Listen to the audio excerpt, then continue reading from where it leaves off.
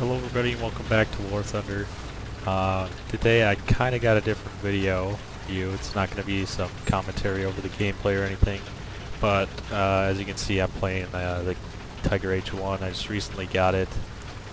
Actually playing this in RB because I feel like it's a lot better in RB than in arcade because you can really play strategically with it, and you're not automatically spotted on the map for no damn reason.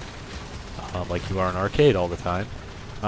So yeah, today's a little bit of a different video. I'm going to be talking about my current opinions on the state of War Thunder as it currently stands.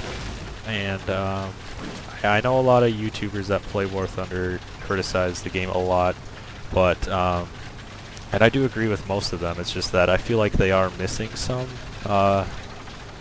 key points when they're arguing about why the game is unfair and why Gaijin is really showing to us that they're really in it for the money, and they honestly don't care too much about their game at all, and that's what I'm going to talk about.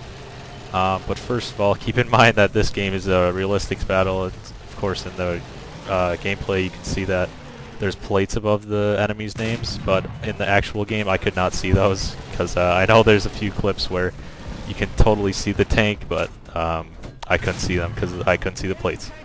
So, first thing I'm going to be talking about is how underpowered America is in this game.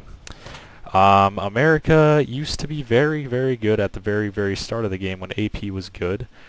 They decided to nerf AP, which is a big problem because that's one of the main shells in American tanks. Most American tanks start out with AP shells, and they have a lot of penetration, but they are as worse as APCR because they have little to no shrapnel. You can literally see like 3 pieces of shrapnel go in the tank, and it'll only kill 1 crew member or get stuck in the transmission or get stuck in one part. So it's pretty useless, honestly.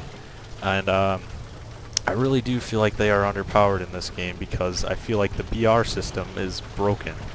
I feel like the American tanks are way too high up in the BR, and all of them, most American tanks should be lowered in BR because they just don't have enough armor to block the shells that they're put at the BR. Take, for example, the M4A2, the M4A3, the Jumbos. They all get to play against T-34-85s, and they just go right through the front plates of everything. Another very underpowered faction in this game is Britain. Why the hell would you nerf Britain's only good shell, APDS? They just nerfed the shit out of that, and it's as worse as AP. If not worse. Britain is actually worse than America because their shells cost so much money, and they're just shit tanks overall.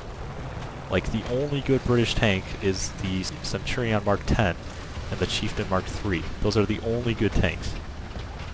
It's just ridiculous. I don't know why they would do it. The Black Prince used to be amazing once they finally released it, but no. Once they release premiums, they just gotta nerf the shit out of them. And to make the game balanced. Mostly so Russian players don't fucking complain all the time. That's what I'm going to talk about next, how overpowered Russian tanks are. Well, the T-34-85 can literally pen anything above and below its fucking tier because it's at a 5.3, so if it's playing against 4.3s, it can literally pen any tank you name at 4.3, and it can play against 6.3s. It can literally pen any single fucking tank at 6.3 from the front. Any tank.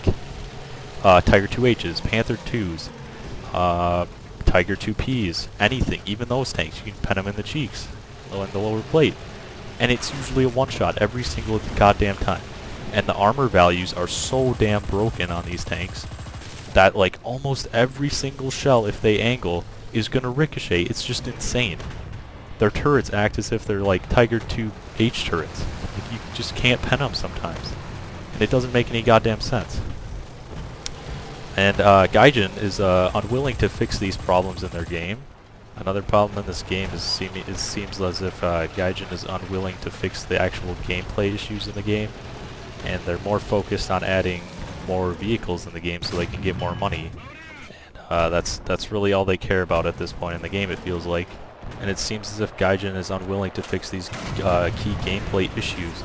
They're always focused on just nerfing tanks, adding more tanks so they can get more money, adding more packs so they can get more money. They released a pack a few months ago called the Russian Bias Pack. It's almost like they think that it's a joke, when in fact they are biased towards their Russian tanks. So yeah, so they released a $100 pack.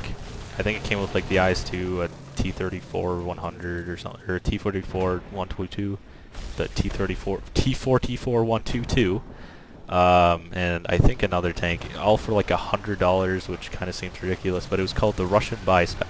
It's almost like they're making it a joke, and they think the War Thunder community is actually joking about this when they aren't, because it's true that the Russian tanks are overpowered, and I have a article that I will read right now to prove it. So this was on a War Thunder Reddit post, and the guy was basically asking, are Russian tanks really overpowered in this game? Can someone go in the codes and take a look at this? And this guy really put out a lengthy paragraph about how he went into the code and he saw that how the shells in the armor were really like out of proportion than in real life. He's saying that the T-34-76 is its most overpowered vehicle in the game. He says its shells doing twice the damage, twice the radius of the American M61 and the M62 shells, despite having the same 65-gram filler sizes. But the BR-350B has 110 grams of TNT. So what he's basically saying is that this shell is just almost double what the American shells TNT have. Also what he says is that the Russian tanks, specifically the T-34-76, has is basically in the game it's 30% better than it was in actual real life, and all of the American tanks were 20% worse than they were actually in real life. So if that's not Russian bias, I don't know what the fuck is. Also, he's saying that the 122mm gun and the 150mm gun on the KV-2 and stuff, and the 122 on like the T-44 122, they have the same, they are virtually the same, but the same shells, have the same penetration, have the same explosive TNT values, everything. They are the same exact thing. So basically, the KV-2 is pretty much the T-44 122 at 5.0 instead of what, 6.7, I think. It's ridiculous. Another huge problem in the game is the SPAA. SPAA can basically shoot and kill many tanks in the game. Take a look at the ZSU-57. It can kill almost anything under its tier. Pretty much every single tank it can kill with its shells because they pen so much. Why the fuck would you give an SPAA so much penetration? It doesn't need that much penetration if it's going to shoot down planes. That's what it's for. That's what its SPAA is for, to shoot down planes.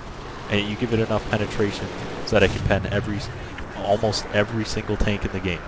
It doesn't make any goddamn sense. This is pretty much where the video, the gameplay just ends here. I basically just get screwed by these SPAAs shooting at me and just fucking me up, and then I get killed. So I have a clip here of the Ostwind who successfully manages to steal my kill and kills a jumbo, and as well as a I think it was an archer or some British tank. But he kills them from the side, but he still kills them even though he's meant to shoot down planes, which is quite interesting. You can take a look at that clip. We'll probably put it at the end of the video. But yeah, thanks for watching. This is just my opinions on what I currently think of the game. It has a ways to go, but I think Gaijin will hopefully do something. But yeah, comment your opinions down below, and I'll see you guys later. Bye.